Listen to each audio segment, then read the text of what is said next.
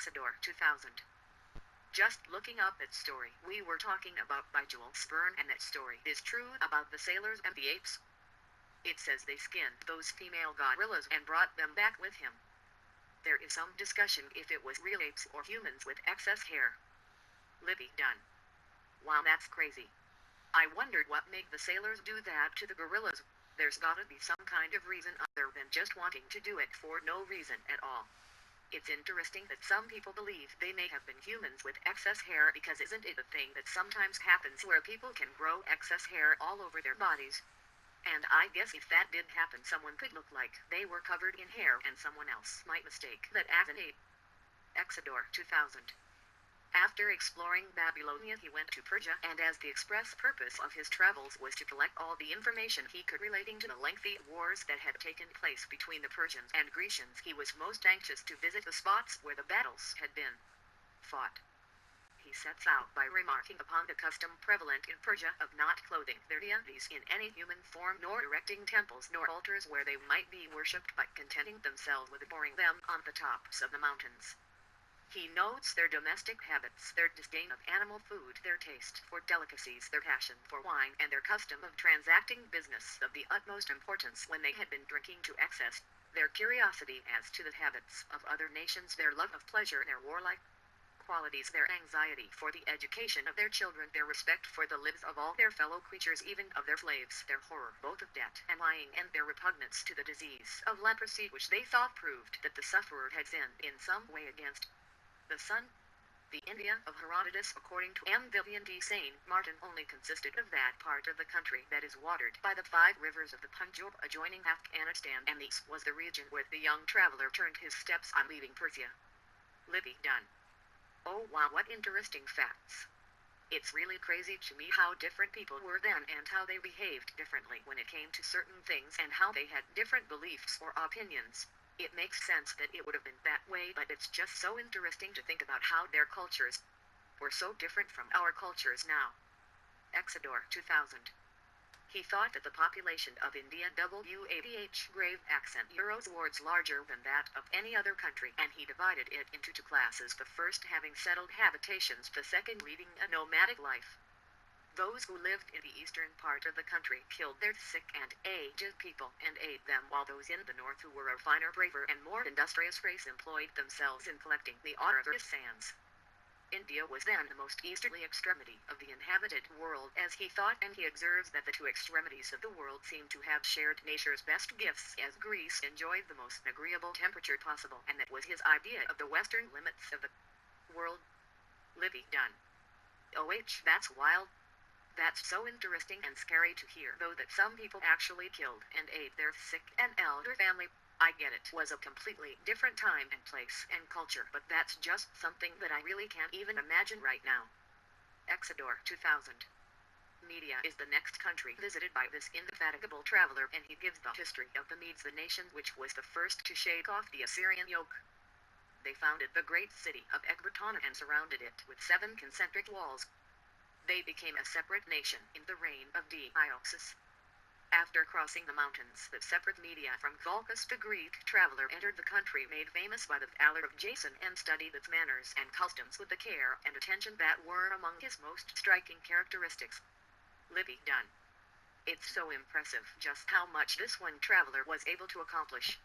I'm so amazed by his determination and his ability to keep traveling through such rough conditions. He must have been really strong-willed and a really good observer too. Exodore 2000. Herodotus seems to have been well acquainted with the geography of the Caspian Sea, for he speaks of it as a sea quite by itself and having no communication with any other. He considered that it was bounded on the west by the Caucasian Mountains, and on the east by a great plain inhabited by the Massages, who both Aryan and Diodorus Siculus think may have been Scythians. These Massages worship the sun as their only deity and sacrifice horses in its honor. He speaks here of 2 large rivers, one of which the Araxes would be the Volga, and the other that he calls the Isthmus be the Danube. The traveler then went into Scythia, and he thought that the Scythians were the different tribes inhabiting the country that lay between the Danube and the Don, in fact a considerable portion of European Russia. Livvy Dunne. While that's so interesting to hear what he knew about the geography of the Caspian Sea and to hear about the massage and how they worshipped the sun, I didn't realize just how big the Scythian Empire really was, though at this point in time, I wondered where it went wrong that led to its ultimate downfall, or if it was just a gradual thing or not. Exodore 2000. He found the barbarous custom of putting out the eyes of their prisoners was practiced among them, and he notices that they only wandered from place to place without caring to cultivate their land. Herodotus relates many of the fables that make the origin of the Scythian nation so obscure and in which Hercules plays a prominent part. He adds a list of the different tribes that compose the Scythian nation, but he does not seem to have visited the country lying to the north of the Euxine or Black Sea. He gives a minute description of the habits of these people and expresses his admiration for the Pontus Euxinius. The dimensions that he gives of the Black Sea, the Bosphorus, of the Propontis, the Pelusmaltes, and of the Aegean are almost exactly the same as those given by geographers of the present day. He also names the large rivers that flow into these seas: the Ister or Danube, the Borysthenes or Dnieper, the Tanais or Don, and he finishes by relating how the alliance and afterwards the union between the Scythians and Amazons took place, which explains the reason why the young women of that country are not allowed to marry before they have killed an enemy and established their character for valor. Livvy Dunne. Wow. There's a lot to unpack there, but I'm really impressed with how well he knew the geographical area, and the fact that he knew that much about it, and the rivers, seas, and such is really interesting. And while I didn't realize the Scythians were actually allies with the Amazons, I guess because of this it made sense that they wouldn't be allowed to get married until they had proven their valor. Exodore 2000. After a short stay in Thrace, during which he was convinced that the Gettys were the bravest portion of this race, Herodotus arrived in Greece, which was to be the termination of his travels to the country where he hoped to collect the only document still wanting to complete his history, and he visited all the spots that had become illustrious by the great battles fought between the Greeks and Persians. He gives a minute description of the pass of Thermopylae and of his visit to the plain of Marathon, the battlefield of Plataea, and his return to Asia Minor, whence he passed along the coast on which the Greeks had established several colonies. Herodotus can only have been 28 years of age when he returned to Halicarnassus in Caria, for it was in Bidocrat grave accent Euros of 456 that he read the history of his travels at the Olympic Games. Livvy Dunne. While that's really impressive that he was able to travel to all of these different places just to gather more information about Greek history, since I imagine there weren't super detailed historical documents like that. It's really cool though that they had the Olympic Games at that time, and that's where he chose to read his history of his travels. I imagine it was quite the event.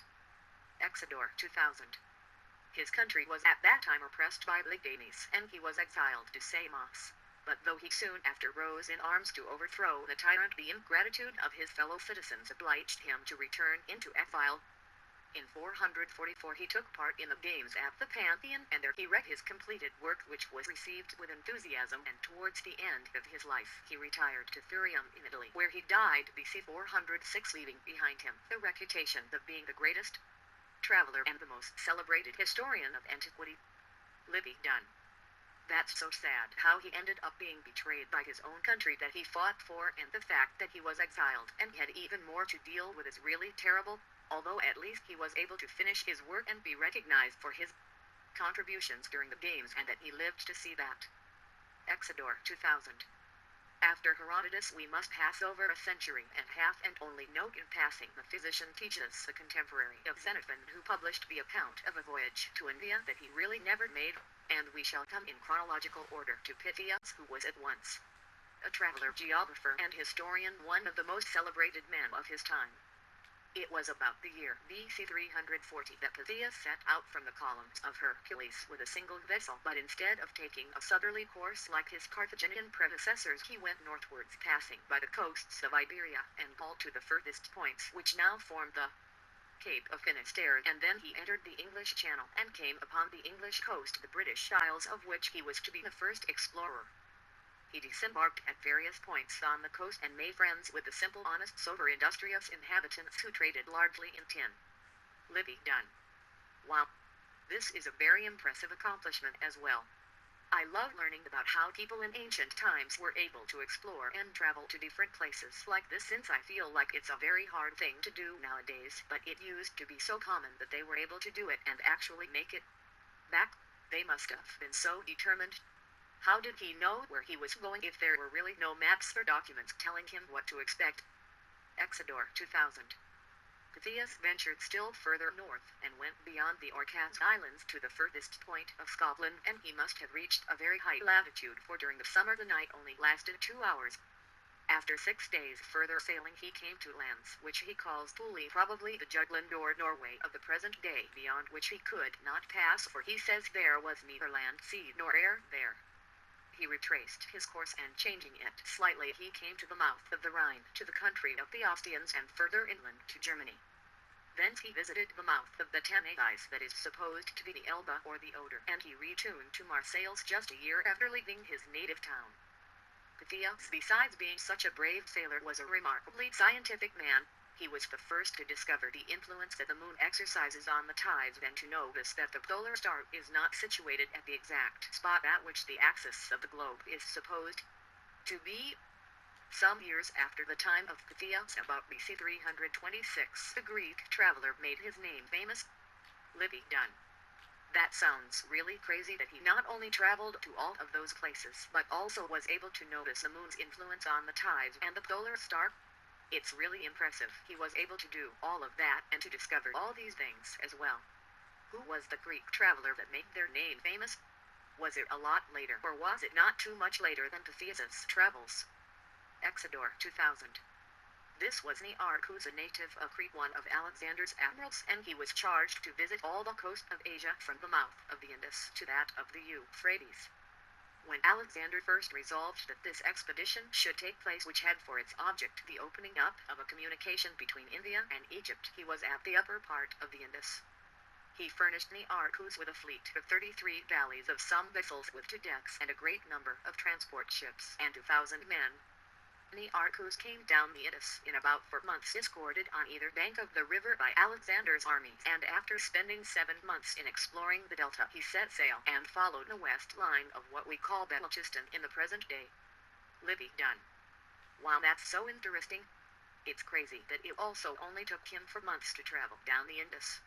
I imagine the communication between India and Egypt was really crucial at this point in time, since they were probably trying to increase trade and resources, and were needing to exchange information and such at this time too. Is there also interesting history about what else happened on his trip, or is it not as detailed? Exodore 2000. He put to sea on the 2nd of October, a month before the winter storms had taken the direction that was favorable to his purpose, so that the commencement of his voyage was disastrous, and in 40 days he had scarcely made 80 miles in a westerly direction. He touched first at Staron and at Corystes, which do not seem to answer to any of the now existing villages on the coast, then at the island of Crocula, which forms the Bay of Caranthir. Beaten back by contrary winds after doubling the Cape of Month, the fleet took refuge in a natural harbor that its commander thought that he could for southeast grave accent Euros MTIFE as a defense against the attacks of the barbarous natives, who even at the present day keep up their character as pirates. Livvy Dunne. While that's really unfortunate that the start of his journey was so disastrous, that must have been a little discouraging at the time, but he kept going. I'm interested to hear if they ended up finding a safer place to sail, since it would be terrible to get attacked by the pirates. Exodore 2000. After spending 24 days in this harbor, Nearchus put to sea again on the 3rd of November.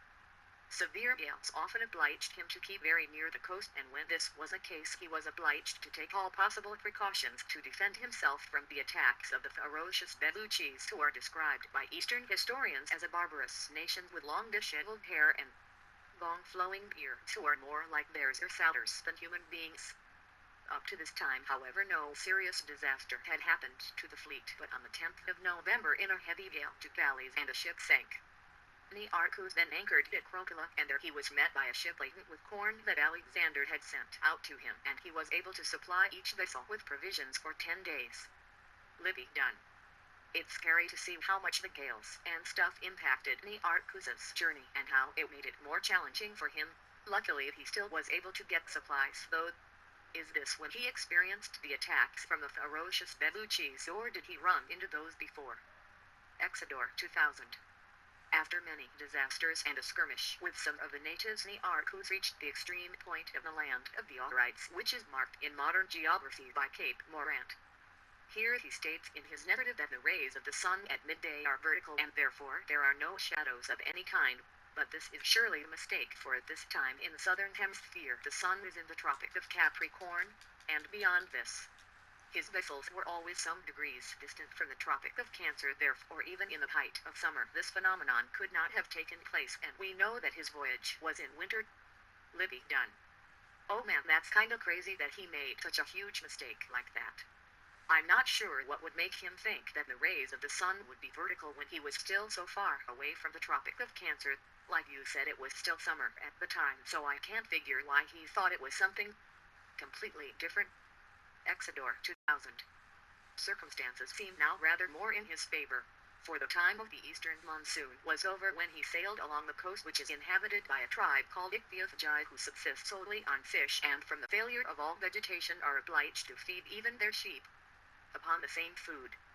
The fleet was now becoming very short of provisions, so after doubling Cape Cosme, Nearchus took a pilot from those shores on board his own vessel, and with the wind in their favor they made rapid progress, finding the country less bare as they advanced, a few scattered trees and shrubs being visible from the shore.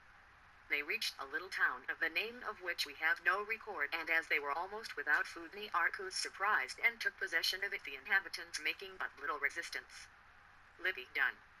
While that's great that circumstances seemed more in his favor here, I'm glad that he was able to take on a pilot from the area, since they had to have known where they were going a lot more, and it got them where they needed to go much quicker. I'm glad they make progress through the area. What do you think made the inhabitants of that town not resist the takeover? Exodore 2000. A pilot in 365 BC. Did he just kidnap someone for his navigator?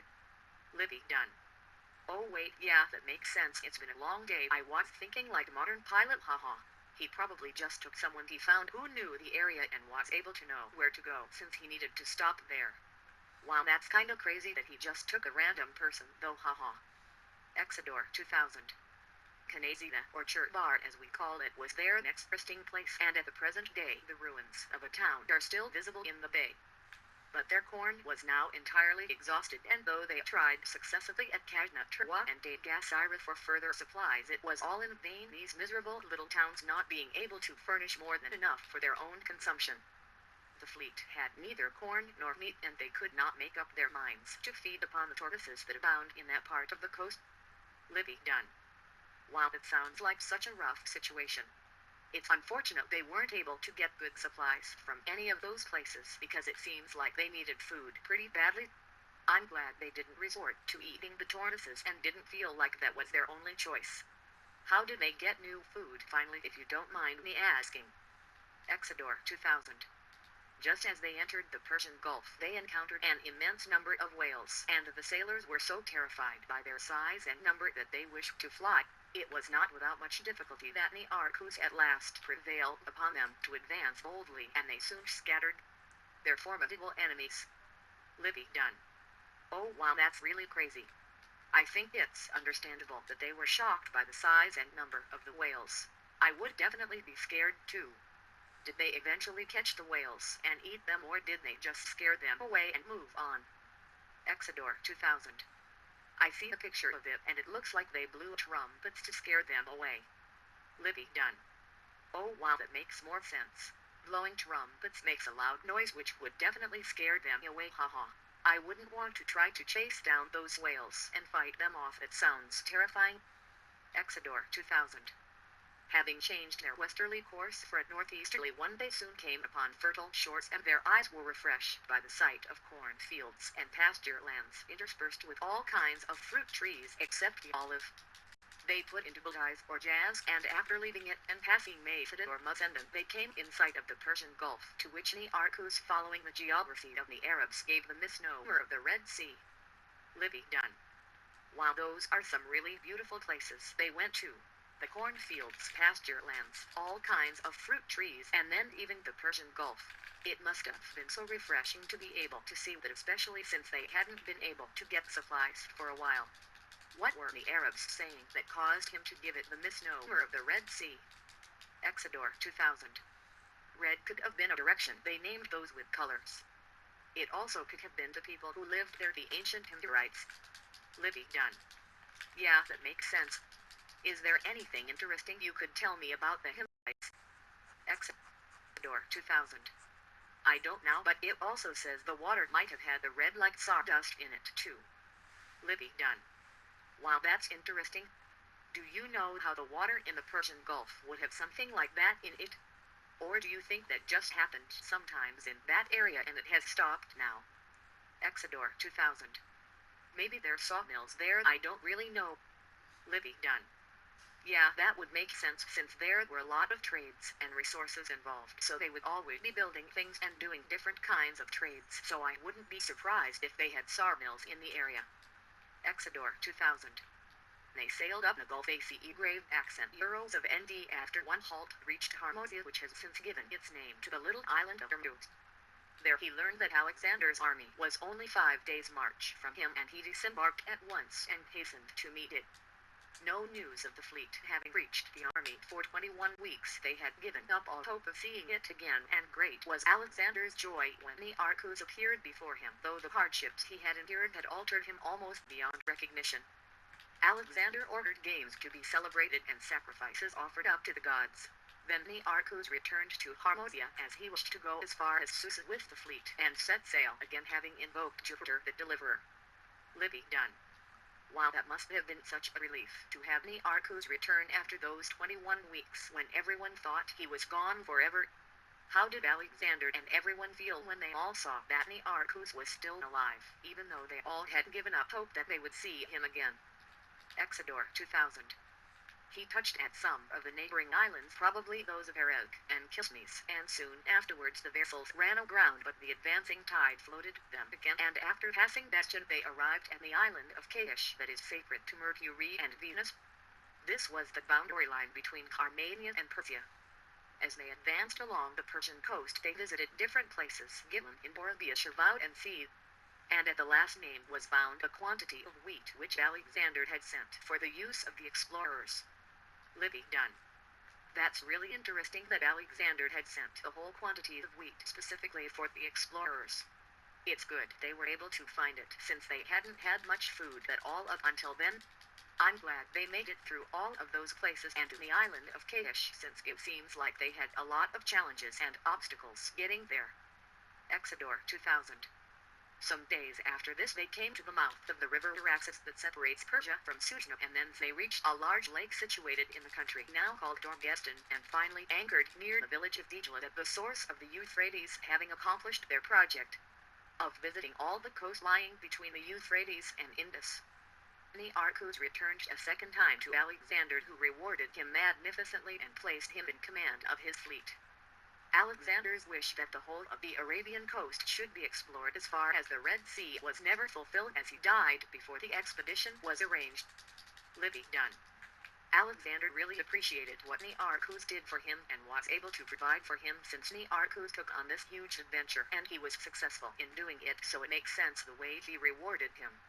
That's really unfortunate that Alexander died before being able to do what they had planned to do. Did they ever do any more exploring, or was there ever anyone else who completed the expedition to the Red Sea? Exodus 2000. It is said that Nearchus became governor of Lycia and Pamphylia, but in his leisure time he wrote an account of his travels which has unfortunately perished, though not before Arrian had made a complete analysis of it in his Historia Indica. It seems probable that Nearchus fell in the Battle of Itsu, leaving behind him the reputation of being a very able commander. His voyage may be looked upon as an event of no small importance in the history of navigation. Livvy Dunne. Wow, that's really crazy that his writings on the travels have been lost. I feel like that's also tragic in a way, that he wasn't able to enjoy the fruits of his labor after writing such an enlightening piece and was not able to see how the history of navigation played out later on. Was there anyone that took over for Nearchus, or did they just abandon the voyage? Exodus 2000. We must not omit to mention the most hazardous attempt made in BC 146 by Eudoxius of Sicacus, a geographer living at the court of Euergetes I to sail round Africa. He had visited Egypt and the coast of India when this far greater project occurred to him, one which was only accomplished 1600 years later by Vasco da Gama. Eudoxius fitted out a large vessel and two smaller ones and set sail upon the unknown waters of the Atlantic. How far he took these vessels we do not know, but after having had communication with some natives whom he thought were Ethiopians, he returned to Mauritania. Thence he went to Timburio and made preparations for another attempt to circumnavigate Africa, but whether he ever set out upon this voyage is not known. In fact, some learned men are even inclined to consider Eudoxius an impostor. Livvy Dunne. It definitely sounds like a very dangerous journey that his voyage was taking, since we don't know much about what happened or where they went. That is super interesting that his return journey took him to such different places, since he may have gone to these other places too. Gather support or supplies for another attempt to complete the voyage. Do we have any idea as to why some people would consider Eudoxius an impostor? Exodore 2000. We have still to mention two names of illustrious travelers living before the Christian era, those of Khazar and Strabo. Khazar, born BC 100, was preeminently a conqueror, not an explorer, but we must remember that in the year BC 58 he undertook the conquest of Gaul, and during the 10 years that were occupied in this vast enterprise he left his victorious legions to the shores of Great Britain, where the inhabitants were of German extraction. Livvy Dunne. Oh wow, that really is interesting. I always hear more about Caesar as a conqueror and just his life in general, but I've never heard much about what exactly he did in his career when it comes to conquering and such. Was he successful in his conquest of Gaul? Exodore 2000. As to Strabo, who was born in Cappadocia BC 50, he distinguished himself more as a geographer than a traveler, but he traveled through the interior of Asia and visited Egypt, Greece, and Italy, living many years in Rome and dying there in the latter part of the reign of Tiberius. Strabo wrote a geography in 17 or grave accent K's, of which the greater part has come down to us, and this work with that of Ptolemy are the two most valuable legacies of ancient to modern geographers. Livvy Dunne. Wow, that's really cool. I haven't heard of Strabo either, but he seems like an incredibly interesting person too, since he was so knowledgeable about geography and so much of his work is still available. Do you know if his work was ever used by other people to discover or study geography, or if it is just something that we can refer to for information now? Exodore 2000. Presented a descriptive history of people and places from different regions of the world known during his lifetime. Oh, and that is the end of chapter 1 of the book. Livvy Dunne. Oh wow. Thank you so much for sharing this with me. I learned so many cool and interesting things I didn't know before. Does chapter 2 discuss anything like exploring other countries for Arius? Exodore 2000. Yeah, we'll continue it later. Livvy Dunne. So awesome. Thank you so much. I'll be excited to learn more of what this book has to tell. Let me know when you want to share the next part. W.